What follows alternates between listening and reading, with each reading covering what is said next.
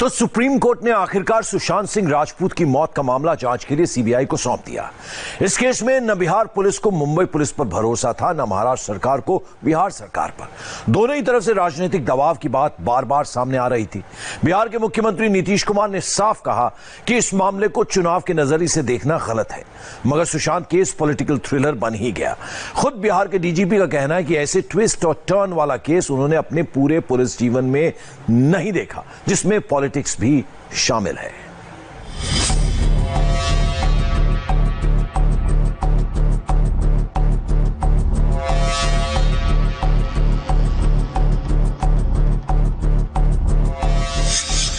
मौत की एक उलझी हुई मिस्ट्री।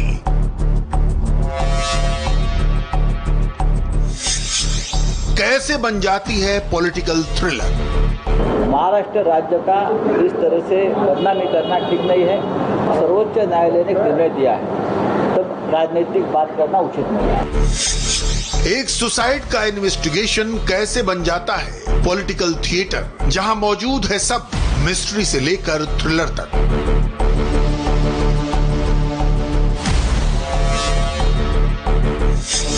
इन्वेस्टिगेशन से लेकर इंक्वायरी तक,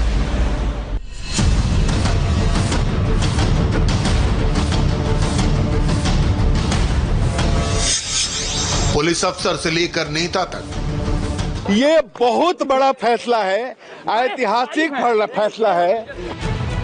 सुशांत की मौत की कहानी में क्या नहीं है, मगर ऐसा नहीं है कि पहली बार मुंबई में किसी स्टार ने आत्महत्या की है, मगर जो पहली बार हुआ उसे जरा गौर से समझिए। दो परिवारों की कानूनी जंग दो राज्यों की जंग बन गई। लड़ाई ठाकरे सरकार बनाम नीतीश सरकार की हो गई।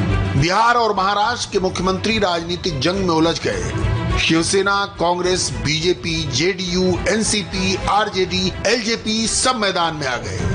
पवार परिवार में दादा और पोते के रास्ते इस मसले पर अलग हो गए।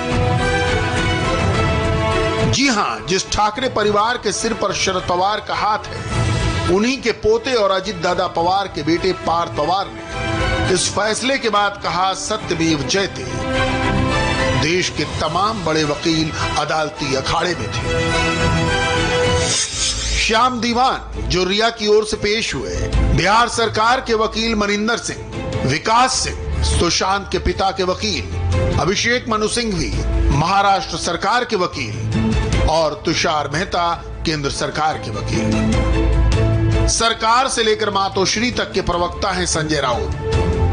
सामना में लिखते हैं, माइक पर पार्टी के लिए बोलते हैं। सीबीआई जांच का फैसला होने के बाद उनकी रंगत सब कुछ बयान कर देती है। राउत का आज का बयान देखिए और सोचिए। देखिए, आप सुप्रीम कोर्ट ने फैसला सुनाया।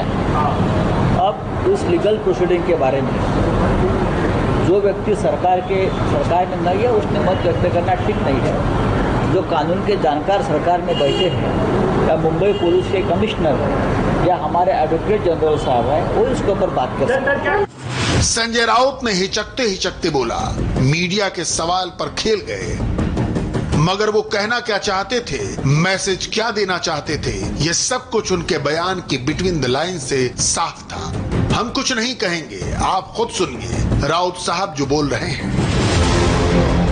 देखिए, अगर रिश्ते की बात निकले तो दिल्ली तक जाती, दूर तक जाती, तो इस प्रकार की बात करना किसी ने भी, खास करके महाराष्ट्र राज्य में जो हमारे दूरी दल में बैठे हुए साथी हैं, सोच समझकर उसके ऊपर टिप्पणी करनी चाहिए। महाराष्ट्र राज्य का इस तरह से बदनामी करना ठीक नहीं है।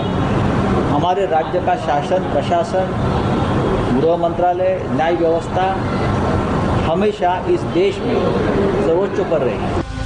पॉलिटिकल एरिना में ट्विटर वार तत्काल शुरू हो गई। बीजेपी प्रवक्ता संबित पात्रा ने तो चुटकी लेते हुए सरकार के जाने की भविष्यवाणी तक कर दी। संबित ने ट्वीट किया, इस केस के पहले महाराष्ट्र सरकार सो रिया था, फिर संजय राउत सुशांत परिवार को धो रिया था, अब मुंबई में सरकार रो रिया है। दोस्तों, जल्दी ही सुनेंगे, महाराष्ट्र सरकार जा रिया है। आइए अब आपको बिहार लेकर चलते हैं। बिहार की राजधानी पटना में मीडिया से घिरे ये बिहार पुलिस के डीजीपी गुप्तेश्वर पांडे हैं। मुझे आज सचमुच से न्यायमूर्ति के रूप में जो सर्वोच्च न्यायालय में बैठे न्यायमूर्ति हैं, उनमें सचमुच आज मुझे भगवान का स्वरूप नजर आया। आज मीडिया के पास उनके लिए सवालों की झड़ी है, उनको बोलने का मौका नहीं मिल रहा।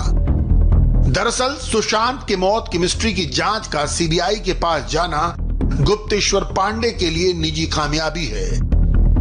एक पुलिस अफसर का रूल बुक से इतर किसी केस के लिए ऐसा संघर्ष पहली बार दिखा। जीवन में आपने कभी इस तरह का इमोशनल केस हैंडल किया है? कभी इस तरह का तकलीफ आपके मन में? एक से एक भयंकर स्थितियों को मैंने देखा है। एक से एक जनसंहार देखे हैं। मध्य बिहार में रहा हूँ, एसपी पूरा नक्सल हिंसा से प्रभावित जिले रहे हैं। एक से एक हादसे देखे हैं, सब कुछ देखा है।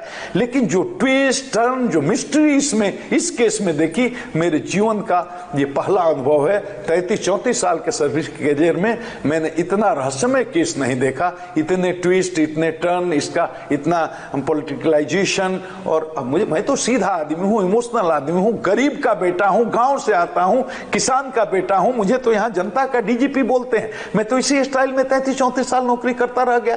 मैं तो गरीबों की बात उठाता हूं, इसी तरह से भोकल कर उठाता हूं। यहां अकलियत हो, दलित हो, पिछड़े हो, मेरे यहां देखिए सर, मेरे यहां होली में, दशहरा में, दीपावली में कौन आते हैं? आसपास के झुग्गी झोपड़ी वाले, वही मेरे रिश्तेदार हैं। 400-500 रात जिनके साथ में होली मनाता हूं, दिवाली मनाता हूं, दशहरा मनाता हूं। ये कोई नया थोड़े कर रहा हूं। अगर आपको ऐतराज है कि ये बिहार के डीजीपी की निजी प्रतिक्रिया है, एक डीजीपी को नियम कायदों के मुताबिक तटस्थ होना चाहिए, तो आपका ऐतराज सही हो सकता है। मगर पहले पुलिस का पेच समझिए। गुप्तेश्वर पांडे अपने सूबे की पुलिस के मुखिया हैं। गुप्तेश्वर पांडे ने मुंबई में अपने अफसरों का अपमान होते देखा। मुंबई पुलिस ने बिहार पुलिस को कोई सहयोग नहीं किया। बिहार पुलिस के अफसर मुंबई पुलिस के दफ्तरों में भटकते रहे। बिहार पुलिस के अफसरों को एक दफ्तर से दूसरे दफ्तर भेजा गया। मुंबई में बिहार पुलिस ने जो जांच की अपने दम पर की। बिहार के एक आईपीएस अफसर को अपमानजनक तरीके से क्वारंटीन किया गया। यह क्वारंटीन नहीं बल्कि एक तरह की अवैध हिरासत थी। ये 2 फाइल विजुअल्स देखिए, कहानी खुद ब खुद समझ में आएगी। मामले की जांच करने गए पटना के आईपीएस अफसर को मुंबई में अपमानजनक तरीके से क्वारंटीन कर लिया गया। कोरोना क्वारंटीन के बहाने ये एक तरह की हिरासत थी। दूसरी तस्वीर देखिए, जब पूरे देश में शोर मचा कि मुंबई पुलिस बिहार के अफसरों को कोऑपरेट नहीं कर रही, तो उन्हें किस तरह कैदी वाहन में ठूंस कर मीडिया से बचाकर ले जाया गया। ऐसे में अगर बिहार पुलिस का मुखिया जांच सीबीआई के पास जाने के बाद राहत की सांस लेता है, तो इस पर किसी को ऐतराज क्यों होना चाहिए? मुंबई पुलिस जो भी कर रही थी, क्या वो राजनीतिक इशारे पर नहीं कर रही थी?